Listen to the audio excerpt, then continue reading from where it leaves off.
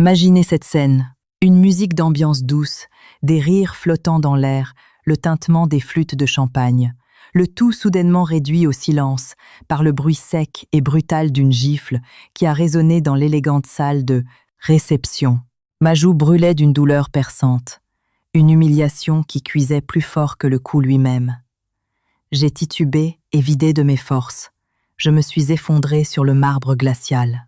Ma tête heurtant le coin de la table au milieu des cris étouffés de mes collègues et des regards sadiquement satisfaits de la famille de mon mari.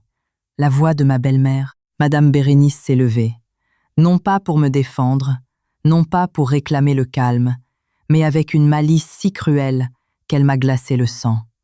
Donne-lui une bonne leçon, qu'elle apprenne, a-t-elle dit. Sa voix n'était qu'un sifflement venimeux. À quoi sert à une femme d'avoir autant de talent? Ça ne fait qu'apporter le malheur à son mari. Tu peux être la plus brillante du monde, mais à la maison, tu n'es qu'une épouse. Aujourd'hui seul le ciel peut te sauver. Dans les abysses de la douleur et de la honte, j'ai réussi à saisir discrètement mon téléphone. J'ai composé le numéro que je connaissais par cœur, et j'ai murmuré à travers mes larmes. « Maxence, je t'en supplie, aide-moi. » Et non, le ciel ne m'a pas sauvée. C'est mon frère qui m'a sauvée, et toute cette tragédie avait commencé au moment le plus heureux de ma vie, à peine 30 minutes plus tôt. Cette nuit-là, dans l'atmosphère luxueuse du restaurant Le Pré-Catelan, au cœur du bois de Boulogne à Paris, je me sentais la femme la plus heureuse du monde. Moi, Apolline de Vaucresson, vêtue d'une robe en soie vert émeraude que mon mari Gauthier avait choisie spécialement pour moi. J'étais au centre de tous les toasts et des félicitations. La réception était en mon honneur. Après 7 années de dévouement inlassable, j'avais enfin été nommée directrice de la planification chez Haussmann Patrimoine, l'une des plus grandes sociétés de promotion immobilière du pays. J'ai regardé Gauthier, mes beaux-parents, mes belles-sœurs.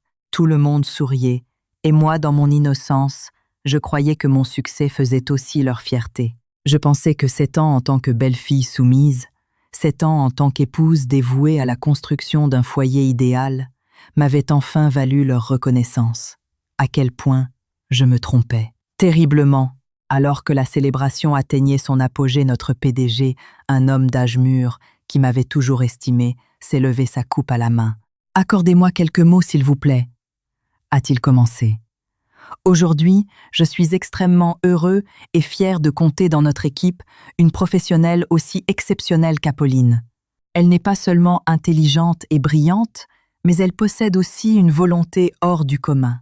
Il s'est tourné vers Gauthier et lui a tapoté amicalement l'épaule. « Gauthier, cher ami, vous avez une chance inouïe d'avoir épousé une femme qui est un diamant brut. Vous devez savoir l'apprécier et prendre soin d'elle, comme elle le mérite. » Toute la salle a éclaté en applaudissements chaleureux.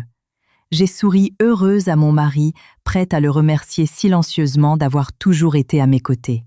Mais quand nos regards se sont croisés, mon sourire s'est figé. Dans ses yeux, il n'y avait aucune fierté, mais un profond embarras. La flamme de la jalousie et de la fierté blessée brûlait avec une intensité qui m'a terrifiée. Il serrait son verre de vin avec une telle force que ses jointures blanchissaient. Soudain, j'ai réalisé qu'il n'avait pas cessé de boire depuis notre arrivée. C'est à ce moment précis que j'ai vu ma belle-mère, Madame Bérénice, se pencher et lui murmurer quelque chose à l'oreille. Bien que je n'ai pas entendu ces mots, son petit sourire méprisant et le regard lancé dans ma direction m'ont fait comprendre que ce n'était rien de bon. Après lui avoir parlé, elle lui a tapoté le dos de la main, un geste qui ressemblait à un encouragement, comme si elle attisait un feu qui brûlait déjà. Gauthier s'est levé brusquement titubant vers moi. Son haleine, chargée d'alcool, m'a frappé au visage. « C'est merveilleux, tu es génial », a-t-il grogné assez fort pour que les tables voisines se retournent inquiètes. « Maintenant, c'est toi la patronne. Tu te sens puissante. Toute l'entreprise t'applaudit. Et moi, ton mari, à tes yeux, je ne suis qu'un zéro, n'est-ce pas ? » « Gauthier, qu'est-ce que tu dis ?» ai-je balbutié stupéfaite en essayant de tirer son bras pour le faire asseoir. « Les gens nous regardent. Tu es ivre, s'il te plaît. Assieds-toi. »« Ivre, je suis peu. Être ivre, mais je vois tout clair. » a-t-il crié en repoussant violemment ma main. Sa voix devenait de plus en plus agressive. « J'en ai assez de vivre dans ton ombre. Partout où je vais, j'entends dire que ta femme est meilleure que toi. que ta femme gagne plus d'argent que toi. Tu sais à quel point c'est humiliant. Tu le sais. » Un silence de mort est tombé sur le restaurant. Tous les yeux étaient braqués sur nous. Je sentais mon visage s'embraser. Mes oreilles bourdonnaient de pure honte. J'ai cherché du regard la famille de mon mari, implorant de l'aide, mais je n'ai rencontré que des regards froids et indifférents. Mon beau-père, M. Rouvreau, a baissé la tête, faisant semblant de ne rien voir. Mes belles-sœurs chuchotaient entre elles, avec un sourire de satisfaction aux lèvres. Et ma belle-mère était assise, les bras croisés, m'observant avec le regard du vainqueur. Et c'est là que c'est arrivé. La gifle assourdissante. Gauthier, l'homme que j'avais aimé pendant 7 ans, a levé la main et m'a frappé au visage de toutes ses forces devant tout le monde. La douleur physique n'était rien comparée à l'agonie et à l'humiliation qui me déchirait l'âme. Il s'est jeté sur moi, m'a attrapé par les cheveux, se préparant à me frapper de nouveau. J'ai fermé les yeux très fort, me recroquevillant dans l'attente des coups. Dans ce moment de terreur, personne de sa famille n'a bougé pour me défendre. Et puis les mots venimeux de ma belle-mère ont sonné comme une condamnation à mort scellant le sort de mon mariage. Donne-lui une bonne leçon, qu'elle apprenne. Profitant du fait que quelques collègues terrifiés l'éloignaient de moi, je me suis relevée comme j'ai pu, non pas pour fuir, mais pour trouver une issue. Trébuchant, je me suis dirigée vers les toilettes, feignant d'avoir besoin de me reprendre. Personne ne m'a prêté attention, ils étaient trop occupés à entourer Gauthier. J'ai claqué la porte des commodités. Je suis tombée à genoux, sanglotant silencieusement. J'ai vu mon image pitoyable dans le miroir. Les cheveux ébouriffés, la joue rouge et enflée, le coin de la lèvre en sang ma robe. De créateur taché. 7 ans de sacrifice, 7 ans à endurer des humiliations. Pourquoi? Pour être battue et déshonorée en public. C'était terminé. La coupe était pleine. Tremblante, j'ai sorti mon téléphone de mon sac à main. L'écran s'était fissuré lors de ma chute. Mes doigts ont hésité alors que je cherchais un numéro que je n'avais pas appelé depuis longtemps. Un numéro que je m'étais toujours promis, je n'aurais jamais à utiliser. Mais aujourd'hui, je n'avais pas le choix. Le contact était enregistré sous un simple prénom, Maxence. L'appel a été établi. « Oui », a répondu une voix d'homme à l'autre bout profonde et calme. Une voix qui m'avait toujours procuré un sentiment de sécurité absolue. Je ne pouvais plus me retenir. Les larmes ont coulé sans contrôle. J'ai essayé de murmurer, craignant que quelqu'un ne m'entende de l'extérieur. « Maxence, aide-moi. » Le drame terrible de ma soirée de promotion n'était que le début. Qui était ce mystérieux frère nommé Maxence? Que ferait-il pour sauver Apolline? Et comment répondrait-elle à la brutalité de son mari et à la cruauté de toute sa famille? Détournement de fond. Gauthier. Comment ces 2 mots pouvaient-ils se retrouver dans la même phrase? Il était mon bourreau, un lâche rongé par l'insécurité. Mais détourner l'argent de l'entreprise, je n'arrivais tout simplement pas à y croire. Et pourtant, qui était l'expéditeur de ce message anonyme apparu sur le nouveau téléphone que Maxence m'avait donné? Comment connaissait-il les problèmes de Gauthier et pourquoi me contactait-il précisément maintenant? Était-ce un autre piège de sa famille? Un complot pour m'accuser de quelque chose d'autre? C'est à ce moment précis que la sonnette a retenti. J'ai sursauté, fixant la porte de mon appartement avec panique. Mais je me suis alors souvenu des mots de Maxence. « Quelqu'un viendra examiner tes blessures. » J'ai prudemment regardé par le Judas. À l'extérieur, attendait une femme d'âge mûr en blouse blanche, portant des lunettes et ayant l'air bienveillant. J'ai poussé un soupir de soulagement et j'ai ouvert la porte avec hésitation. « Bonsoir, Madame de Vaucresson. Je suis la doctoresse Chazal. Monsieur Maxence m'a demandé de venir, » a-t-elle dit d'une voix douce et chaleureuse qui inspirait confiance. Elle a examiné mes blessures avec le plus grand soin. L'ecchymose sur ma joue commençait déjà à enfler et j'avais une petite coupure au coin des lèvres. Heureusement, ce ne sont que des lésions des tissus mous. Les os ne sont pas touchés, a déclaré le médecin après l'examen. Cependant, a-t-elle ajouté, en baissant la voix, « J'ai remarqué que vous avez plusieurs contusions plus anciennes sur les bras. Il semble que ce ne soit pas la première fois. » Sa phrase a été comme une aiguille perçant directement la douleur que je m'efforçais tant de cacher. Je suis restée silencieuse, les larmes au bord de déborder. Non, ce n'était pas la première fois. La première fois, c'était environ 1 an après notre mariage. Ce jour-là, Gauthier était rentré ivre. Et parce que je lui avais fait une remarque sur son état, il m'avait violemment poussée et j'étais tombée par terre. Ensuite, il s'était mis à genoux pleurant et implorant mon pardon. Il avait dit que c'était à cause de la pression au bureau qu'il avait trop bu et n'avait pas pu se contrôler. Et moi je l'avais cru, je lui avais pardonné. Ensuite, il y a eu une 2e fois, une 3e et bien d'autres. L'excuse était toujours la même. J'ai trop bu. Je suis soumis à un stress énorme. Je ne le voulais pas. À chaque fois, il montrait du repentir. S'occupait de moi avec un soin exagéré. Me couvrait d'attention et moi, comme une idiote, je cédais toujours, me trompant moi-même en croyant qu'il m'aimait, que ce n'était que des explosions passagères. Je l'avais caché à tout le monde, même à Maxence. J'avais honte, j'avais peur de l'inquiéter, et je m'accrochais encore au fantasme du foyer idéal. Ma chère dame, a soupiré la doctoresse Chazal en mettant de côté sa trousse médicale. Le silence nourrit le mal. Plus vous tolérez, plus l'agresseur devient audacieux. Réfléchissez bien à ce que vous devez faire. Ces paroles ont été comme une douche froide, un réveil brutal. Pendant 7 ans, mon silence avait donné le pouvoir à Gauthier. C'est ce silence qui l'avait transformé d'un mari au mauvais caractère en un bourreau impitoyable. Quand le médecin est parti, je suis restée seule dans l'immense penthouse de l'Ouest parisien. La douleur physique s'était atténuée, mais la blessure dans mon cœur devenait de plus en plus profonde. J'ai pris le nouveau téléphone. Dans la liste de contacts, il n'y avait qu'un seul numéro enregistré. Maxence, j'ai hésité.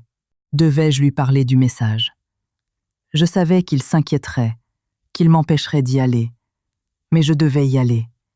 Je devais connaître la vérité. Si Gauthier avait vraiment fait ça, je devais savoir pourquoi. Le lendemain matin, j'ai décidé de me rendre au rendez-vous. Je n'ai rien dit à Maxence. J'ai choisi un tailleur discret. J'ai appliqué un maquillage léger pour cacher l'ecchymose et j'ai pris un taxi pour le Café Verlet, rue Saint-Honoré. J'ai choisi une table dans un coin isolé près de la fenêtre, d'où je pouvais observer la rue. Mon cœur battait à tout rompre. À 10h précise, une femme d'une 40aine d'années est entrée dans le café, élégamment vêtue, mais le visage marqué par les soucis. Elle a regardé autour d'elle, puis s'est dirigée droit vers moi. « Êtes-vous Apolline » a-t-elle demandé d'une voix rauque. J'ai hoché la tête. Elle a tiré une chaise et s'est assise, sans rien commander à boire. Elle a posé un sac de créateur sur la table et en a sorti un dossier. « Je n'ai pas beaucoup de temps. Je suis venue parce que je suis aussi une victime, » a-t-elle dit, d'une voix pleine d'amertume. « Je suis l'épouse du directeur Montignac, le plus grand concurrent de votre entreprise. » Je me suis figée. La femme du concurrent. Pourquoi me chercherait-elle? « Mon misérable mari, » a-t-elle grogné. « Il a utilisé une société écran enregistrée au nom de votre mari pour blanchir de l'argent. Il s'est associé à Gauthier. Il l'a entraîné dans les jeux d'argent, créant des dettes colossales. Ensuite, il l'a forcé à détourner de l'argent de sa propre entreprise et à voler des documents confidentiels pour rembourser ses dettes. Son but ultime est de conduire votre entreprise à la faillite, et votre mari doit devenir le bouc émissaire en assumant toute la responsabilité. » Chacun de ces mots était comme un coup de tonnerre, un complot effroyable, un réseau enchevêtré de mensonges et de crimes. Gauthier, mon mari, n'était pas seulement un bourreau. « Pourquoi me dites-vous cela ?» ai-je demandé tremblante. « Parce que je peux plus le supporter, » a-t-elle répondu, les yeux injectés de fureur. Non seulement il m'a trahi, mais il essaie de voler tout le patrimoine de ma famille pour le noyer dans ce puits sans fond. J'ai rassemblé suffisamment de preuves pour le dénoncer, mais j'ai besoin de votre coopération. Vous avez accès aux preuves du détournement de fonds par Gauthier. Si nous agissons ensemble, nous pouvons envoyer ces 2 salauds en prison. Elle a poussé le dossier vers moi. C'est une partie de ce que j'ai. Des relevés de comptes, des enregistrements de leurs conversations. Examinez ça et décidez ensuite. Je vous donne 2 jours pour y réfléchir. » Après ces mots, elle s'est levée. et sans un au revoir, est partie à la hâte, comme si elle craignait d'être vue. Je suis restée seule, sans force, le regard fixé sur le dossier posé sur la table. La vérité était plus terrible que je n'aurais jamais pu l'imaginer. Ma vie, mon mariage, tout cela n'était qu'un pion dans une partie d'échecs sale et calculée. Sur le chemin du retour, j'ai reçu un appel de Maxence. Sa voix n'avait rien de joyeux. « Où étais-tu » J'ai balbutié, ne sachant que dire. « Tu es allé rencontrer cette femme, n'est-ce pas ?» Sa voix est devenue froide comme la glace. « Ne mens pas, je t'ai fait suivre depuis ce matin. Apolline, je t'avais dit de rester à l'appartement. Tu sais que ce que tu as fait est dangereux. » Je me suis tue. Je savais qu'il s'inquiétait juste pour moi. « Rentre immédiatement », a-t-il ordonné. « Je t'attends. » Quand je suis entrée dans l'appartement, Maxence se tenait près de la fenêtre, les bras croisés. Son visage était tendu. Son inquiétude était si palpable qu'elle remplissait la pièce. Je savais que j'avais commis une erreur en agissant de mon propre chef. « Je suis désolée. »« Assieds-toi » m'a-t-il interrompu en montrant le canapé. Je me suis assise docilement, n'osant pas le regarder dans les yeux. Il s'est approché et a posé sur la table un thermos de velouté de volaille bien chaud. « Mange d'abord, on parlera ensuite. » Pendant que je mangeais en silence, il s'est assis en face de moi. Son silence était plus intimidant que n'importe quelle réprimande. Quand j'ai eu fini, il a enfin pris la parole. Sa voix était plus calme, mais toujours très sérieuse. « Apolline, sais-tu pourquoi je m'inquiète tant pour toi ?» J'ai secoué la tête. « Parce que tu es ma sœur, la seule famille qui me reste dans ce monde. » Il m'a regardé, et son regard semblait me transpercer. « Tu te souviens, il y a plus de 20 ans, par une nuit d'orage, un chauffard ivre a percuté le foyer pour enfants où nous vivions. Cet accident a coûté la vie à nos parents. Moi, un gamin de 10 ans, j'ai dû assister à tout ça. Je pensais que j'allais me noyer dans la douleur et la solitude, mais c'est là que tu es apparue. Une petite fille de 5 ans maigre et fragile, mais avec des yeux incroyablement brillants. Tu t'es approchée, tu m'as pris la main, et tu as dit « Ne pleure plus. À partir de maintenant, je serai ta famille. » Mes larmes ont commencé à couler sans contrôle. Les souvenirs de l'orphelinat de ces jours difficiles, mais pleins d'une chaleur humaine que je n'avais plus jamais ressentie, sont soudain revenus.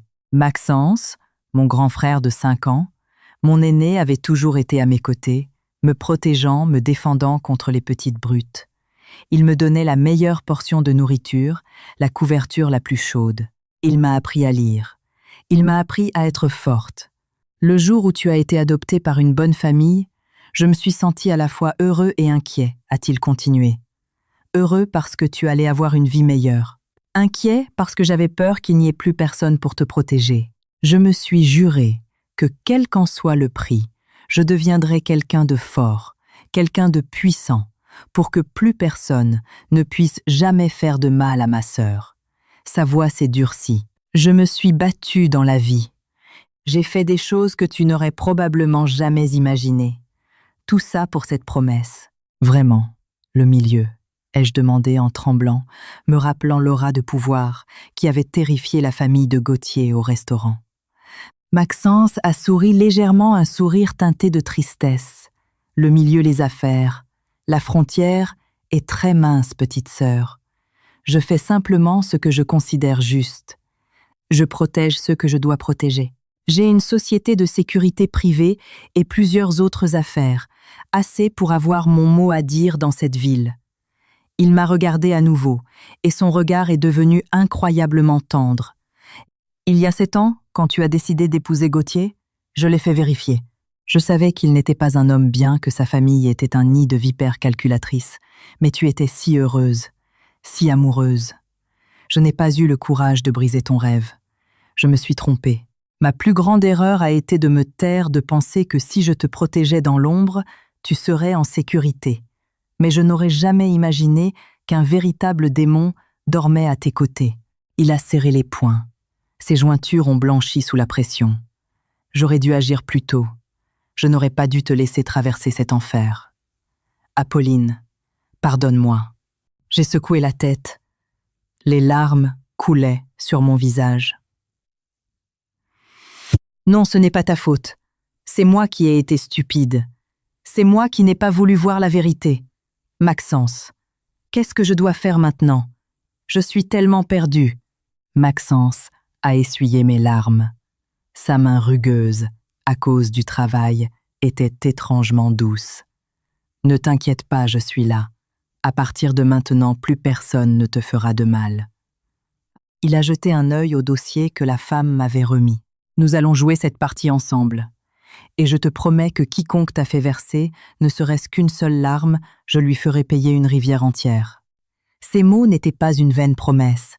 Je savais qu'une véritable tempête, une tempête nommée Maxence, était sur le point de s'abattre sur la vie de Gauthier et de ceux qui le manipulaient.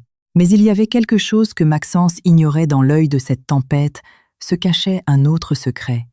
Un secret lié à son propre passé. Un secret que mon ennemi gardait comme son ultime as dans la manche. Après la désastreuse soirée de promotion, la famille de Gauthier semblait avoir plongé dans un silence de mort. Gauthier n'appelait pas, n'envoyait pas de messages. Je pensais qu'ils avaient peu, être été effrayés par l'apparition de Maxence, mais j'étais trop naïve. Leur silence n'était que le calme qui précède une attaque bien plus venimeuse. 2 jours plus tard, alors que j'étais dans l'appartement de Maxence, une vague de notifications a commencé à inonder mon nouveau téléphone.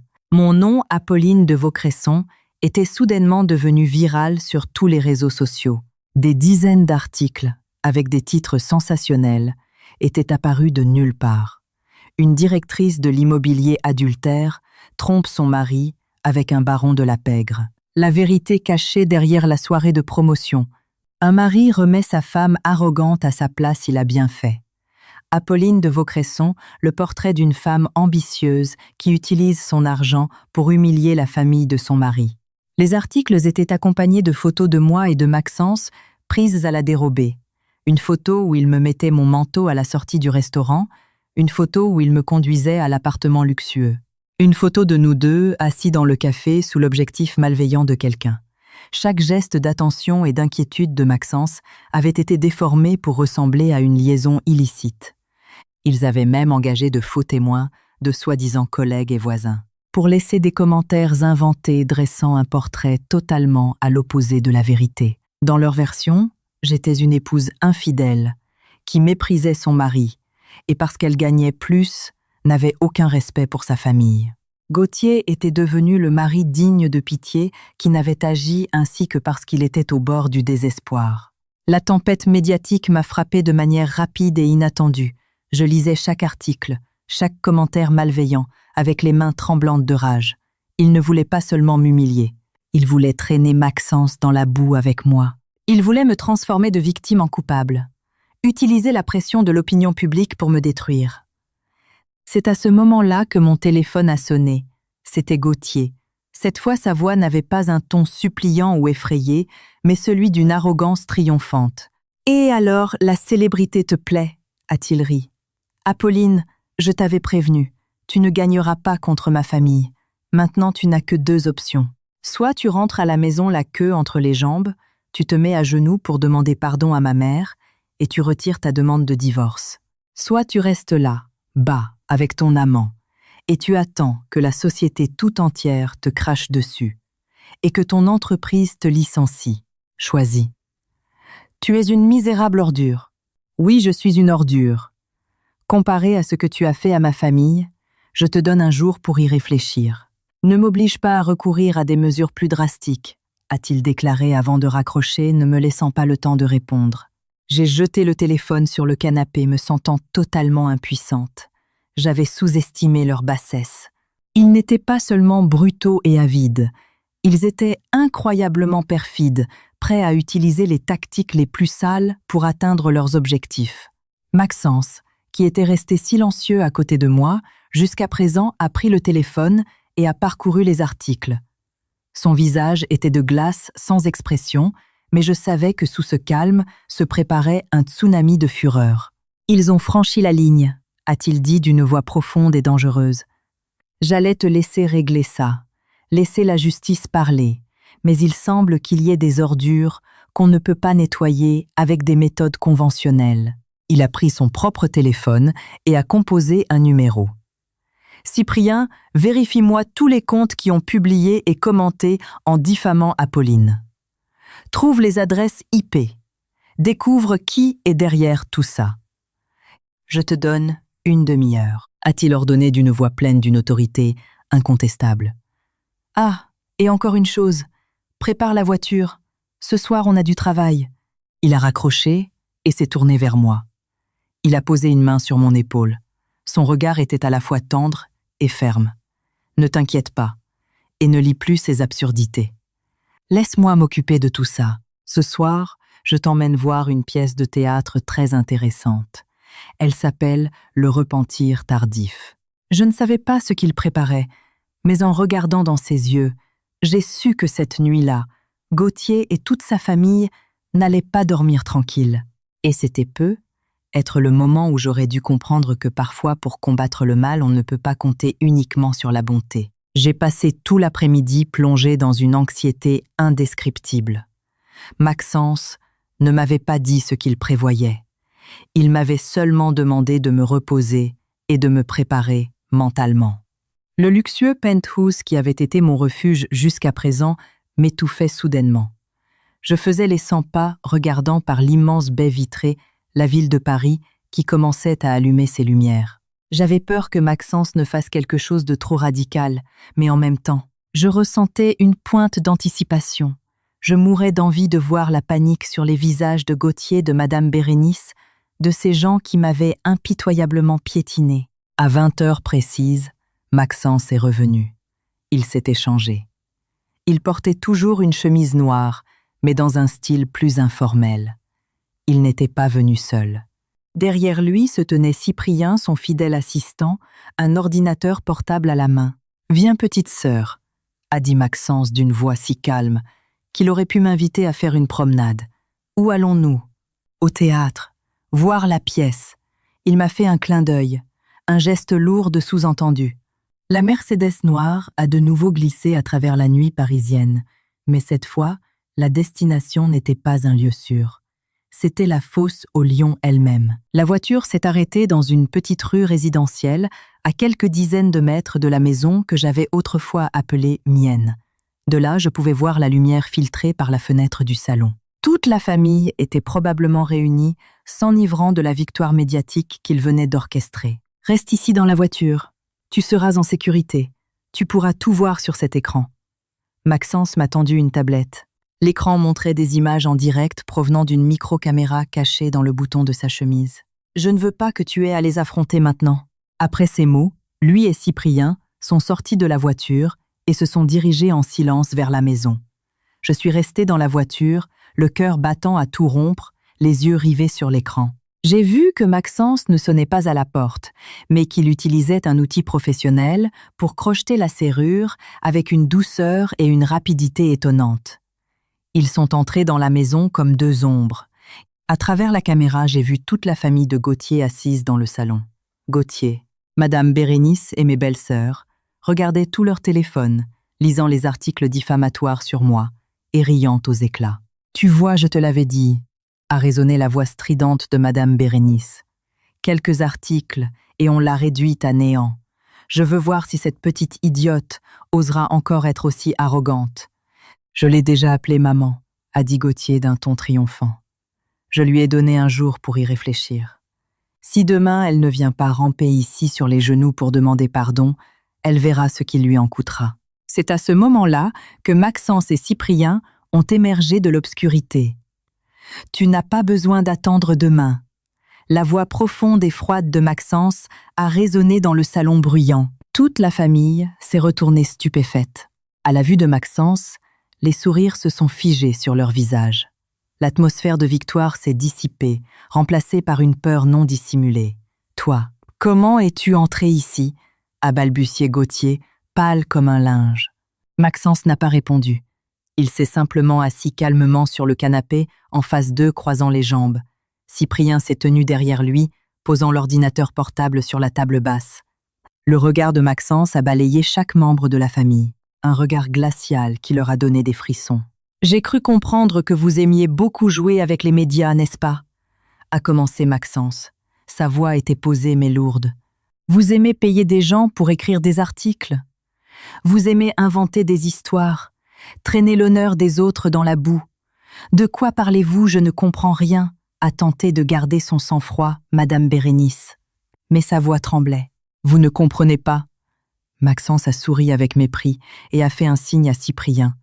Cyprien a ouvert l'ordinateur. L'écran s'est allumé montrant une série de données personnelles de photos et même de conversations privées. Bérénice Rouvroy, 62 ans. Accroque au loto et aux jeux de grattage. Doit actuellement une fortune à sa voisine du 3e étage. Gauthier Lemaire, 35 ans. A perdu plus de 300 000 € dans des paris en ligne au cours des 6 derniers mois. Il est recherché par un groupe de recouvreurs de dettes. Claire Béatrice. Maxence a lu à haute voix des informations sur chacun d'eux, des moindres secrets aux histoires les plus sombres qu'ils tentaient de cacher. Plus ils entendaient, plus ils pâlissaient. Toutes ces informations, Maxence a pointé l'écran. En un seul clic de ma part, elles seront sur tout le réseau demain avec toutes les preuves. Nous verrons alors qui sera réduit à néant. Tout ne sera pas, a grogné Gauthier tentant de retrouver un peu de dignité. J'oserais. Maxence s'est levé d'un bond et s'est approché de lui. Il n'a pas élevé la voix. Il s'est juste penché à son oreille. Sa voix un murmure que la caméra a parfaitement capté. Tu as osé frapper ma sœur. Tu as osé la faire pleurer. Tu sais, personne de ceux qui ont fait ça n'a pu dormir tranquille ensuite. Il s'est reculé calmement, a sorti de sa poche une liasse de photos et les a jetées sur la table. C'étaient des photos d'hommes à l'allure peu amène. Le groupe de recouvreurs à qui tu dois de l'argent. Ce sont mes subordonnés. Que penses-tu qu'il arrivera si je leur dis de rendre une petite visite de courtoisie à toute ta famille demain ? Gauthier a tremblé de manière incontrôlable et s'est effondré à genoux sur le sol. Il savait qu'il s'en était pris à la mauvaise personne. Toute la famille est restée muette. Personne n'a osé prononcer un mot. Le spectacle était terminé. Maxence n'a pas eu besoin de porter le moindre coup. Avec de simples informations et une pression psychologique, il a complètement écrasé leur arrogance. « Supprimez immédiatement tous ces articles », a-t-il ordonné, « et préparez-vous pour le procès. Ma sœur veut jouer selon les règles, et je le respecterai. Mais n'éprouvez plus jamais ma patience. » Après ces mots, il s'est retourné, et avec Cyprien, est sorti aussi calmement qu'il était entré, laissant derrière lui une famille plongée dans la terreur absolue et le désespoir. Moi, dans la voiture, j'avais tout vu sur l'écran, le cœur battant encore à 1000 à l'heure. La démonstration de force de Maxence avait été trop efficace, trop impitoyable. Mais elle m'avait aussi rempli d'une immense satisfaction. Quand Maxence est revenu à la voiture, son visage avait déjà retrouvé son calme habituel. Il a démarré le moteur. C'est fini. À partir de maintenant, ils n'oseront plus rien faire. Le reste est entre tes mains et celles de ton avocat. Sur le chemin du retour, le silence s'est installé entre nous. Je savais qu'à cause de moi, Maxence avait fait des choses qui flirtaient avec les limites de la loi. Je me sentais émue et un peu inquiète. « Maxence, tu n'as rien à dire », a-t-il coupé. « Mon rôle est de te protéger. Le tien est d'être forte et de te battre pour ce qui te revient. » Compris. J'ai hoché la tête des émotions indicibles remplissant ma poitrine. Le lendemain matin, exactement comme l'avait dit Maxence, tous les articles diffamatoires sur moi, sur les réseaux sociaux avaient disparu sans laisser de traces. Les appels de Gauthier ont également cessé. Sa famille semblait s'être évaporée de ma vie. Le calme était revenu, mais ce n'était que le calme avant une bataille encore plus grande, la bataille juridique. J'ai commencé à travailler avec l'avocate que Maxence m'avait recommandée. Une femme brillante et perspicace, nommée Maître Séverine Desroches, afin de préparer la demande de divorce pour faute et le partage des biens. Maître Desroches a analysé toutes les preuves que j'avais, les certificats médicaux de mes blessures, les enregistrements, les messages et le dossier concernant le complot de blanchiment d'argent de Montignac et Gauthier. « Apolline », a dit Maître Desroches, après une analyse approfondie, nous avons un dossier très solide devant le juge aux affaires familiales. Non seulement nous pouvons obtenir le divorce à ses torts exclusifs et la majorité du patrimoine, mais nous pouvons également réclamer des dommages et intérêts pour préjudice moral. Nous pouvons même engager la responsabilité pénale de Gauthier pour les violences et la complicité d'abus de biens sociaux. Mais il y avait un point qui avait fait froncer les sourcils à Maître Desroches. Dans les relevés de compte de Gauthier, j'ai remarqué plusieurs virements de montants très importants vers une société appelée Soleil Couchant SARL. « Connaissez-vous cette entreprise ?» J'ai secoué la tête. Le nom m'était totalement inconnu. Je n'avais jamais entendu Gauthier en parler. « Étrange », a murmuré Maître Desroches. Ces transactions ont eu lieu régulièrement chaque mois au cours des 3 dernières années. Le montant total s'élève à près d'1 million d'euros. Ça ne ressemble pas à un investissement normal. Je dois enquêter plus en profondeur sur cette société. Un nouveau secret. Une entreprise du nom de Soleil Couchant SARL. Qu'est-ce que cela avait à voir avec toute cette histoire? Et pourquoi Gauthier y transférait-il secrètement une somme aussi astronomique? Je sentais que mon chemin vers la justice comportait encore de nombreux virages. Inattendus, et qui sait peu, être qu'au bout de cette route m'attendait non seulement la vérité sur Gauthier, mais aussi un terrible secret lié à la personne en qui j'avais le plus confiance. Le nom de Soleil Couchant SARL me tourmentait jour et nuit. Près d'1 million d'euros. Une somme énorme transférée en secret. Mois après mois, pendant 3 ans. Cela ne pouvait pas être une dépense ordinaire. Si c'était un investissement, pourquoi Gauthier ne m'en avait-il pas touché un mot? Si c'était pour rembourser une dette, à qui devait-il autant d'argent? Et surtout, pourquoi un flot de questions me rongeait? 2. L'intérieur me privant de tout repos.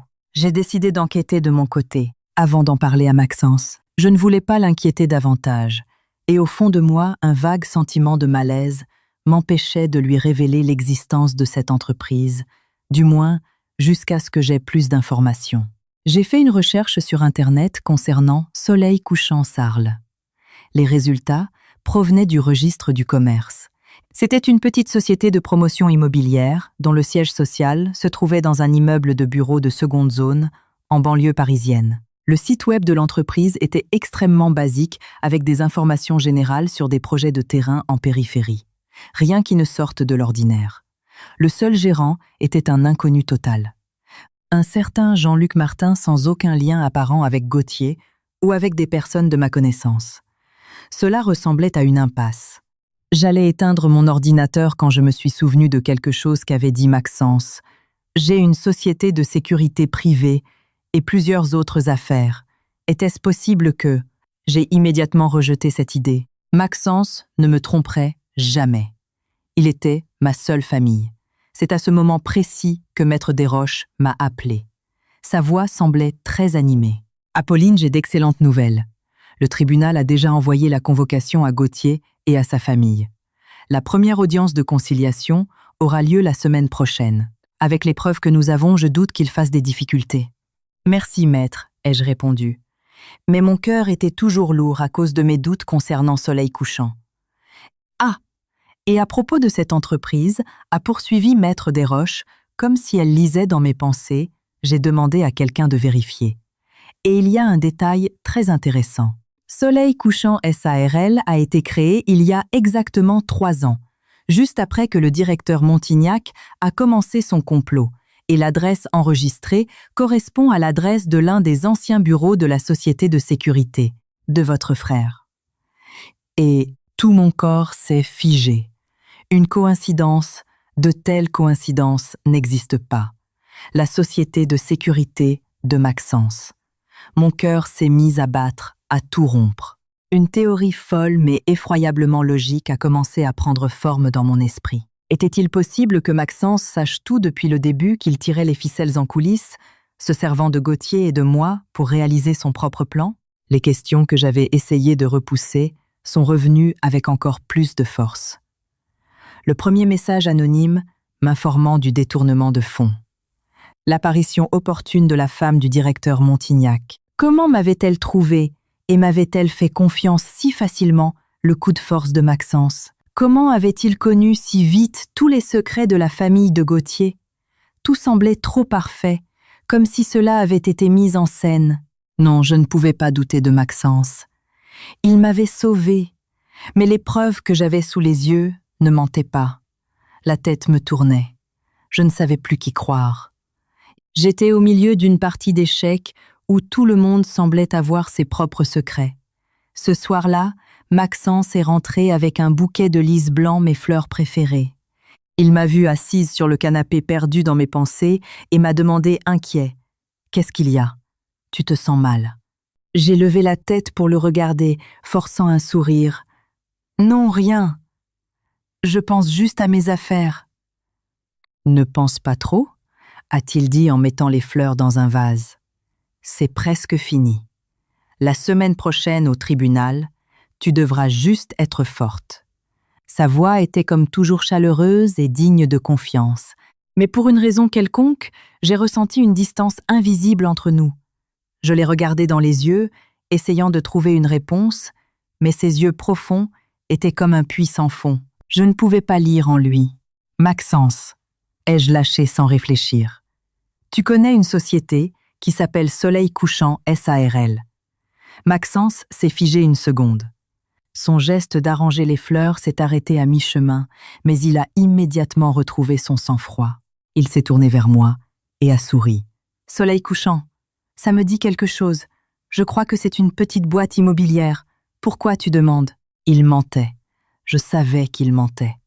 Cette seconde d'hésitation, bien que brève, ne m'avait pas échappé.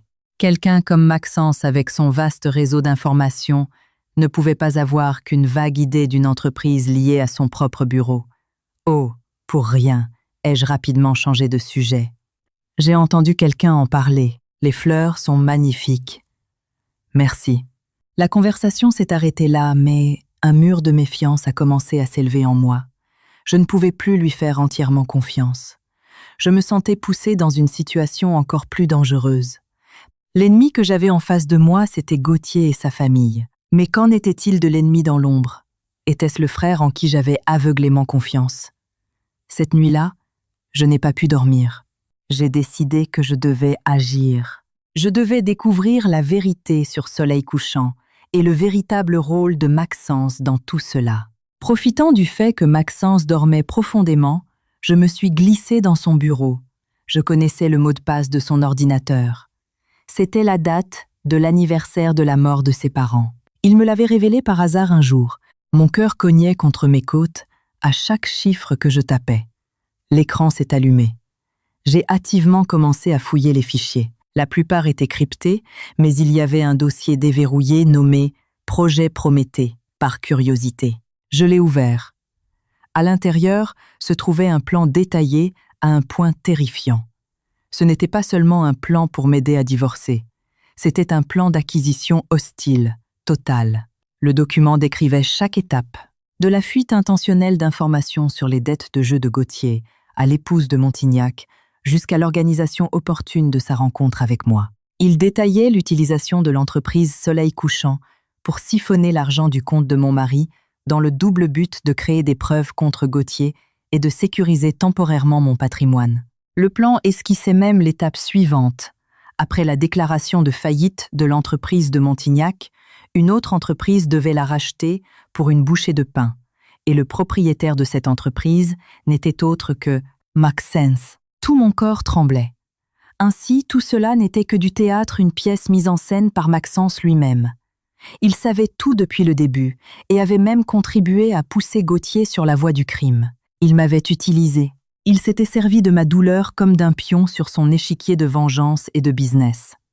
Je m'étais échappée d'une cage dorée pour tomber dans un piège encore plus sophistiqué. J'allais fermer l'ordinateur quand mon attention a été attirée par le dernier fichier du dossier. Il s'intitulait « L'ultime secret ». J'ai hésité. Devais-je l'ouvrir? Pourrais-je supporter une autre vérité cruelle? Malgré tout, j'ai cliqué. Le contenu était une courte vidéo. C'était l'enregistrement d'une caméra embarquée filmant un accident par une nuit pluvieuse. Une moto roulant à grande vitesse percutait violemment un camion garé sur le bas-côté. Le conducteur de la moto était projeté en l'air, atterrissant immobile sur l'asphalte. Cet accident, je l'ai reconnu. C'était l'accident qui, il y a plus de 20 ans, avait coûté la vie aux parents de Maxence. Mais pourquoi gardait-il cette vidéo? Et puis, la caméra s'est concentrée sur le chauffeur du camion. Un homme pris de panique est sorti du véhicule. Bien que l'image dans la nuit pluvieuse ait été floue, j'ai reconnu ce visage. Un visage que je n'oublierai jamais. C'était le père de Gauthier, Monsieur Rouvroy. Mon monde s'est effondré à cet instant précis. Le père de Gauthier, un homme qui avait toujours semblé si digne et gentil, que j'avais respectueusement appelé beau-père pendant 7 ans. Il était responsable de la tragédie qui avait hanté Maxence toute sa vie. La vidéo tournait en boucle dans ma tête. J'ai vu la panique sur le visage de Monsieur Rouvroy. Il n'a pas appelé d'ambulance, il n'est pas allé voir les victimes. Il a simplement regardé autour de lui, vu qu'il n'y avait personne, et est remonté précipitamment dans le camion pour fuir, laissant derrière lui 2 vies innocentes. Lâche, cruel, inhumain. J'ai refermé l'ordinateur en tremblant et je suis retournée dans ma chambre. Toutes les pièces du puzzle se mettaient soudainement en place. Le projet promettait sa vengeance, sa cible ultime, c'était toute la famille Rouvroy. J'ai ressenti de la pitié pour lui, de la colère, et surtout de la peur. J'étais prisonnière au milieu d'une guerre. Je ne pouvais pas rester les bras croisés. Je devais en savoir plus sur l'accident. Je me suis souvenu que sur la vidéo, le camion de Monsieur Rouvroy portait le logo de l'entreprise de logistique Méridien Logistique. J'ai appelé une ancienne connaissance du secteur et lui ai demandé de l'aide. L'entreprise avait fait faillite il y a des années, mais ma connaissance a obtenu le numéro de l'ancien responsable des transports, un homme nommé Monsieur Beaulieu. J'ai rassemblé mon courage et je l'ai appelé. Au début, il était réticent, mais quand j'ai mentionné l'accident, le nom de Rouvroy et Maxence, sa voix a changé. « Madame, qui êtes-vous? Comment savez-vous ça? » « Je m'appelle Apolline. Je suis directement impliquée. S'il vous plaît, dites-moi la vérité. » Ma voix s'est brisée. Mon honnêteté la peut être touchée. Il a soupiré. « Très bien. Si vous voulez vraiment savoir, venez me voir, mais ne venez pas seul. Venez avec le jeune Maxence.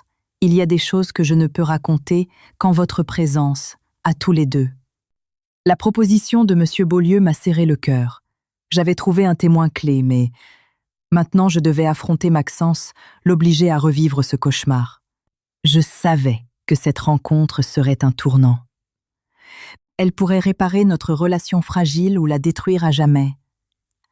Ce soir-là, quand Maxence est rentré, il avait l'air satisfait. Probablement que les négociations avec Montignac s'étaient bien passées. Il m'a vu l'attendre avec une expression grave, et son sourire a disparu. « Qu'est-ce qu'il y a? Pourquoi m'attends-tu avec cette tête? » « Maxence, j'ai trouvé un témoin de l'accident de tes parents, » ai-je dit d'une voix tremblante. « Il veut nous rencontrer. » Nous deux. Maxence s'est figé. La satisfaction a disparu de son visage, remplacée par une expression incroyablement complexe. Il m'a regardé avec un regard profond et insondable. Je savais qu'il réalisait que j'en savais beaucoup plus qu'il ne le pensait. Le mur qu'il avait tant essayé de construire autour de moi s'effondrait. « Où est-il » a-t-il demandé d'une voix rauque. La rencontre a eu lieu dans un petit bistrot de banlieue, non loin du domicile de Monsieur Beaulieu. L'endroit était vieux et presque vide. Nous nous sommes assis à une table au fond. L'atmosphère était si tendue qu'on aurait pu la couper au couteau. Monsieur Beaulieu, un homme de plus de 70 ans, aux cheveux gris et au visage buriné, par le temps nous a servi du café et d'une voix chevrotante a commencé son récit. À l'époque, j'étais le chef d'exploitation. Rouvroy, le père de votre ex-mari, était un jeune chauffeur débutant. C'était un bon garçon travailleur. Bref, cette nuit-là, il avait une livraison urgente à faire. Il pleuvait à verse. La route était exécrable. Je lui ai dit de faire attention. Monsieur Beaulieu s'est interrompu. Il a bu une gorgée de café. Ses yeux étaient perdus dans ses souvenirs. Mais il y a quelque chose que personne n'a su, avant que le camion ne parte. Quelqu'un a trafiqué les freins. Je l'ai vu par hasard, une ombre se déplaçant furtivement dans le garage. Il faisait sombre. J'ai seulement vu une silhouette grande et mince dans un imperméable, le visage caché. J'ai pensé à donner l'alerte, mais dans la précipitation du travail, j'ai oublié. « Les freins ont été sabotés !» a grogné Maxence, les poings serrés sur la table. Donc l'accident n'a pas été causé par une perte de contrôle de Rouvroy, pas entièrement. Monsieur Beaulieu a secoué la tête. Rouvroy a commis une faute en fuyant. C'est impardonnable. Mais le véritable cerveau était quelqu'un d'autre, celui qui a saboté les freins, celui qui a délibérément provoqué l'accident. Qui était-ce, savez-vous qui c'était? Ai-je demandé, anxieuse. Monsieur Beaulieu nous a regardés tous les deux. Il a soupiré, un soupir qui semblait porter le poids de 20 ans de silence. Je ne l'ai découvert que plus tard. Quand tout s'est calmé, il m'a cherché, m'a donné beaucoup d'argent et m'a menacé pour que je me taise. Il a dit que si j'ouvrais la bouche, ma famille ne connaîtrait jamais la paix. Tremblant, il a sorti de son portefeuille une vieille photo jaunie. Le voilà. C'est lui. J'ai gardé ça toutes ces années. Maxence a pris la photo avec des mains tremblantes. Je me suis penchée pour voir. Sur la photo, il y avait un jeune homme bien habillé debout à côté d'une voiture de luxe. Ce visage m'était familier. Montignac, le directeur Montignac, ai-je murmuré terrifié. Exactement. Lui-même a acquiescé Monsieur Beaulieu. Plus tard, j'ai appris que lui et la famille du jeune Maxence avaient de vieux comptes à régler. Il a tendu un piège provoqué l'accident pour leur faire du mal, puis a rejeté toute la faute sur Rouvroy. Rouvroy n'était qu'un pion, un stupide bouc émissaire. Nous étions sous le choc. La vérité était encore plus effrayante que nous aurions pu l'imaginer. Le directeur Montignac n'était pas seulement le cerveau d'une escroquerie financière. Il était l'assassin de la famille de Maxence, le véritable démon derrière toutes les tragédies. La vengeance de Maxence avait visé la mauvaise cible. En sortant du café, Maxence et moi étions tous les deux plongés dans un silence écrasant. La vérité qui venait d'être révélée était trop cruelle. Elle renversait tout ce que nous pensions savoir. Maxence conduisait sans but, le regard fixé sur la route. « Je me suis trompé », a-t-il finalement dit d'une voix brisée. « J'ai laissé la haine m'aveugler. J'ai failli détruire un innocent, même s'il est aussi coupable. » Il a frappé violemment le volant. Montignac. Je n'arrive pas à croire que c'était lui. Il paiera pour ça. Je ne le laisserai pas vivre en paix un seul jour de plus. « Qu'est-ce que tu vas faire ?» ai-je demandé inquiète. « Mon plan de rachat d'entreprise. »« Ça n'a plus d'importance, » m'a-t-il coupé. Ses yeux brillaient d'un froid glacial. Lui prendre son entreprise est une punition trop douce pour lui. Le meurtrier doit payer de sa vie. J'utiliserai mes propres méthodes pour m'occuper de lui. J'ai frissonné. Je savais ce que signifiaient ces méthodes. La loi de la rue. Le sang pour le sang. « Non, Maxence, tu ne peux pas. » J'ai essayé de l'en dissuader. « Si tu fais ça, tu deviendras toi aussi un criminel. Tes parents ne voudraient pas te voir ainsi. Nous avons des preuves. Un témoin. Laisse la justice le punir. La justice. » Il a eu un rire amer. Où était la justice quand mes parents sont morts? Il y a 20 ans. Où était-elle quand ton mari te battait? Apolline, tu es trop naïve. Il y a des gens qu'on ne peut punir qu'avec les poings. À ce moment, le téléphone de Maxence a sonné. C'était Cyprien. « Patron, on a un problème. Montignac vient d'appeler. Il veut vous voir de toute urgence. » Il avait l'air très inquiet. Je crois qu'il se doute de quelque chose. Maxence a froncé les sourcils. « Où ?» Au bar Le Corbeau de nuit, dans le salon VIP au premier étage, à 21h. « Très bien. » Il a raccroché pensif. « Ce vieux renard est rusé. » Il a peu être compris que quelqu'un lorgne sur son entreprise. « Et tu vas y aller comme ça ?» ai-je demandé, le cœur au bord des lèvres. C'est peu être un piège. Et alors, il a souri avec mépris. Je suis aussi curieux de voir ce qu'il essaye de faire. Il m'a regardé. Son regard était un peu plus doux. Rentre à la maison et repose-toi. Ce soir, je m'occupe de lui. Malgré ses paroles, je ne pouvais pas être tranquille. Cette nuit-là, je lui ai menti. J'ai dit que j'allais à l'appartement, mais en réalité, je l'ai suivi. Secrètement. J'ai pris un taxi en gardant une distance de sécurité. J'ai vu sa voiture entrer sur le parking du Corbeau de nuit, un établissement nocturne connu et sulfureux du 11e arrondissement. Je me suis caché dans un coin sombre de l'autre côté de la rue, fixant anxieusement la fenêtre du salon VIP au premier étage. Le temps passait lentement. Chaque minute semblait une éternité. 1 heure plus tard, j'ai soudain entendu le bruit d'une dispute des bris de verre, puis un coup de feu assourdissant a déchiré la nuit. Je me suis figé tremblant de la tête aux pieds. Un coup de feu. Maxence. J'ai cessé de réfléchir. J'ai traversé la rue en courant vers le bar. À l'intérieur, les gens criaient de panique. Je me suis frayé un chemin vers le premier étage. Le couloir était bloqué par des videurs. De loin, je ne pouvais voir que la porte entr'ouverte du salon VIP. J'ai vu des ombres se battre à l'intérieur, et puis j'ai vu Maxence. Il se tenait le bras. Le sang coulait abondamment. En face de lui, le directeur Montignac tenait une arme à feu, le visage déformé par la folie. « Pour qui tu te prends pour te frotter à moi ?» hurlait Montignac. « Toi et cette garce d'Apolline, vous allez tous mourir. » Il a pointé son arme sur Maxence. J'ai crié de panique, mais c'était trop tard. Un autre coup de feu a retenti, mais ce n'est pas Maxence qui est tombé. Derrière Montignac, une silhouette a surgi de nulle part. C'était Cyprien. Il avait agi à temps utilisant une chaise pour frapper violemment Montignac à la tête qui s'est effondré inconscient sur le sol. Immédiatement, des policiers en civil sont apparus de partout, prenant le contrôle de la situation.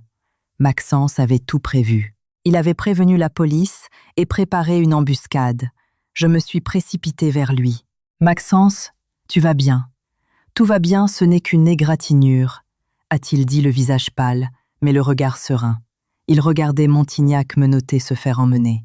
« Pardon de t'avoir inquiété. L'ennemi ultime était tombé, mais à ce moment-là, j'ai ressenti un vide étrange. » L'arrestation de Montignac avait révélé un crime odieux.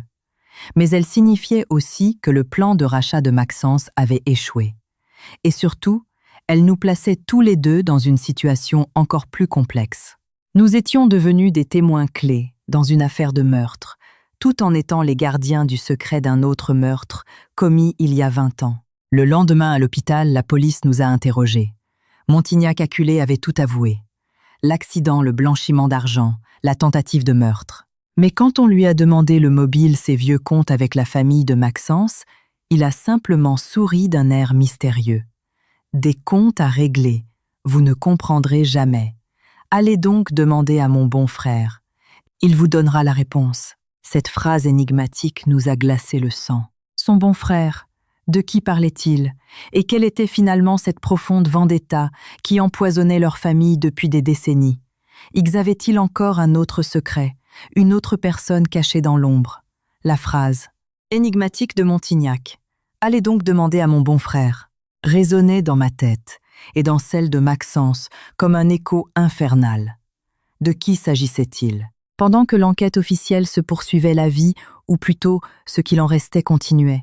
L'audience de conciliation pour mon divorce avec Gauthier a eu lieu comme prévu devant le juge aux affaires familiales, mais l'atmosphère était radicalement différente. La famille Rouvreau, ayant appris l'arrestation de Montignac, leur protecteur, et la révélation de tout le complot, n'osait même plus respirer.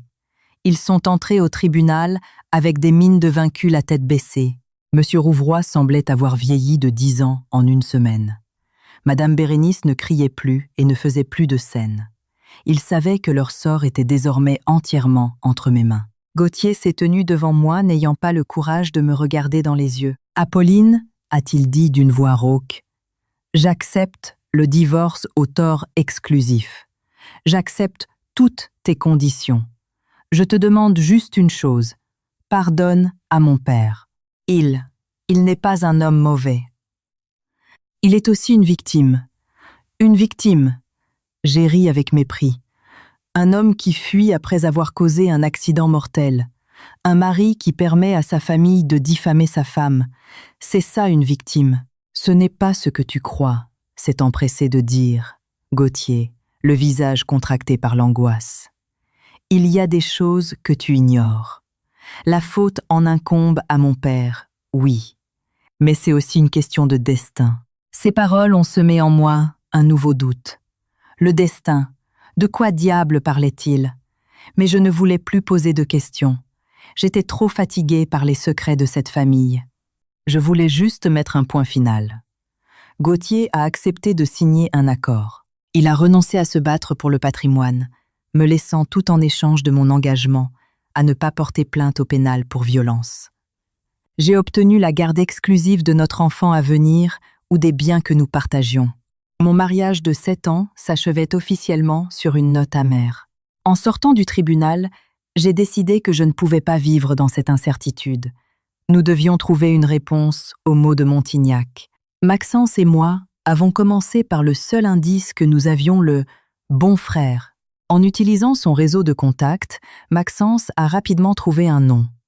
Un homme nommé Fabien, propriétaire d'une grande chaîne de restaurants et partenaire commercial de Montignac depuis des années. Mais ce qui nous a le plus surpris, c'est le fait que ce Fabien entretenait une relation particulière avec une autre personne, quelqu'un que je n'aurais jamais soupçonné. Maître Séverine Desroches, mon avocate. J'étais stupéfaite quand Maxence me l'a dit. Impossible, elle m'a aidée. C'est une bonne personne. Bonne ou pas, nous devons vérifier, a dit Maxence le regard durci. Son apparition était trop opportune. Son enthousiasme un peu exagéré. Je l'ai fait suivre. Elle a rencontré ce Fabien plusieurs fois en secret. Un frisson m'a parcouru le dos. Une autre trahison. La personne en qui j'avais confiance, avec qui j'avais partagé tous mes secrets, pouvait cacher son propre complot. Je ne voulais pas y croire. Je devais la voir. Je devais demander des explications. Je me suis présentée au cabinet de Maître Desroches sans prévenir. Quand je suis apparue, elle a été surprise, mais a rapidement retrouvé son attitude professionnelle. « Apolline, que faites-vous ici ? Il s'est passé quelque chose. » « Oui, quelque chose de très urgent. » Je suis allée droit au but, posant sur son bureau une photo d'elle et de Fabien assis ensemble dans un café. « Pouvez-vous m'expliquer cette relation ?» Le visage de Maître Desroches a complètement changé. Elle est restée silencieuse pendant un long moment, puis a soupiré. « Je savais que vous finiriez par le découvrir. Asseyez-vous, Apolline. Il y a des choses qu'à ce stade vous devez savoir. » Et c'est alors qu'elle a commencé à raconter une histoire qui ouvrait une page du passé encore plus terrifiante que tout ce que je connaissais déjà. Maître Desroches et Montignac n'étaient pas des étrangers. Ils étaient cousins. Le père de Montignac et la mère de l'avocate étaient frères et sœurs. Mais dans le passé, à cause d'un litige concernant l'héritage de leurs grands-parents, le père de Montignac avait cruellement comploté contre sa propre sœur, la conduisant à la ruine et à la mort de chagrin. « Depuis mon enfance, j'ai vécu avec cette haine », a déclaré Maître Desroches, la voix pleine d'amertume. « Mon seul but était de faire payer la famille Montignac, et particulièrement lui. Je suis devenue avocate. J'ai rassemblé des preuves de ses crimes, mais il était trop rusé. Il trouvait toujours un moyen de s'échapper. Alors, pourquoi m'avoir aidé ? Parce que vous étiez la clé. » Elle m'a regardée avec un regard complexe. Quand j'ai appris votre histoire, vos liens avec la famille de Gauthier et Montignac, j'ai su que c'était ma chance. Je me suis rapprochée de vous délibérément. Je vous ai aidé, oui, mais en réalité, je vous utilisais. J'ai fait de vous un pion dans mon propre plan de vengeance pour faire tomber Montignac en utilisant votre main et celle de votre frère. Je me suis figée. Tout son dévouement, ses conseils, tout était faux. « Pardonnez-moi, Apolline », a-t-elle dit avec une pointe de remords. Mais je n'avais pas d'autre choix. Et maintenant, je vais vous raconter le dernier secret. La véritable raison de la querelle entre Montignac et la famille de Maxence. Elle a ouvert un tiroir et en a sorti un vieux dossier jauni. C'est ce que ma mère m'a laissé. Elle a enquêté et découvert que l'accident des parents de Maxence n'avait pas été causé directement par Montignac. Il n'a fait que saboter les freins. Le véritable cerveau, celui qui a donné l'ordre à Montignac, c'est le vrai démon. Elle a ouvert le dossier. À l'intérieur se trouvait un portrait en noir et blanc d'un homme. Ce visage, je l'avais vu dans le vieil album de famille de Maxence. « C'est, ai-je demandé en tremblant. « C'est le père de Montignac, » a déclaré l'avocate. Et il était aussi le meilleur ami et l'associé en qui le père de Maxence avait une confiance aveugle. Mais le plus effroyable n'est pas cette trahison. Elle a tourné la page, un vieil acte de naissance. La mère de Montignac et la mère de Maxence étaient sœurs. J'ai eu l'impression de manquer d'air. Sœurs donc Maxence et Montignac étaient cousins. Exactement, a acquiescé Maître Desroches. La querelle a commencé à la génération précédente. Le père de Montignac, par jalousie envers le succès du père de Maxence et par désir pour la femme qu'ils aimaient tous les deux, et qui était la mère de Maxence, a planifié le meurtre de son propre beau-frère. Il a utilisé son fils Montignac, faisant de lui l'instrument du meurtre. Une tragédie familiale, un cercle vicieux de haine et de tromperie qui s'étendait sur des générations. Et c'est à ce moment précis, comme si le destin voulait ajouter une dernière ironie cruelle, que mon cousin Bastien, qui vivait à l'étranger, est revenu inopinément en France. Il avait apporté avec lui un vieux journal intime de famille que sa mère lui avait laissé. Ce journal a révélé la 3e génération de la tragédie. Nos grands-mères, la mienne et celle de Maxence, avaient été rivales pour l'amour du même homme. Une histoire de trahison qui s'était terminée par un suicide. Nos familles étaient ennemies bien avant notre naissance. Et dans le journal se trouvait le dernier secret le plus choquant. Une tache de naissance, une petite marque, en forme de croissant de lune derrière l'oreille droite, qui était la caractéristique de notre lignée. Une marque que ma mère adoptive n'avait pas. Mais moi si. J'étais la véritable petite fille biologique. Ma mère adoptive avait été échangée à la naissance. Ma vraie mère, l'héritière légitime, avait été cachée quelque part. Et le cerveau derrière tout ça, derrière l'enlèvement de ma mère, n'était autre que le père de Montignac. Il avait fait cela pour pouvoir contrôler l'immense fortune de notre famille. Tout s'est mis en place dans un éclair de lucidité aveuglante. Je n'étais pas une pièce de plus sur l'échiquier. Je n'étais le pion du jeu de personne. J'étais le commencement de tout le Grand Prix, la raison pour laquelle la haine avait commencé. L'enfant volé, dont l'héritage avait déclenché une guerre sanglante qui durait depuis près d'un siècle. Toute ma vie avait été un mensonge, construit sur les fondations de l'avidité de quelqu'un d'autre.